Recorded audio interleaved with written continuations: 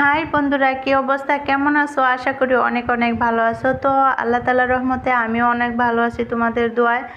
তো এখানে আমি আবারও নিয়ে এলাম অন্যরকমভাবে লোট্টা মাছ রান্না করার জন্য। এই লোট্টা মাছটা আমি ভালোভাবে পরিষ্কার করে ধুয়ে সমস্ত ময় মশলা দিয়ে ম্যারিনেট করে রেখেছিলাম প্রায় আধা ঘন্টার মতো। তারপরে আমি ভেজে নিয়েছি, তেলের উপর লোট্টা মাছটা আমি ভেজে নিয়েছি। আর এই লোট্টা মাছটা ভালো করে ভেজে উঠিয়ে তারপর আমি পেঁয়াজ কুচি আর কাঁচামরিচ কুচি ভালো করে একটু ভেজে নিচ্ছি।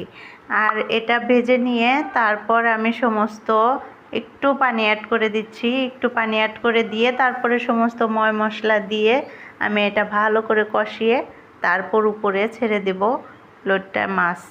তো এই যে ছেড়ে দিয়েছি লোট্টা মাছ। তো আমার রান্নার প্রসেসটা কেমন হয়েছে তোমরা অবশ্যই কমেন্টে জানিও, এবং কি এটা দেখতে যেরকম অনেক সুন্দর লাগছে, খেতেও কিন্তু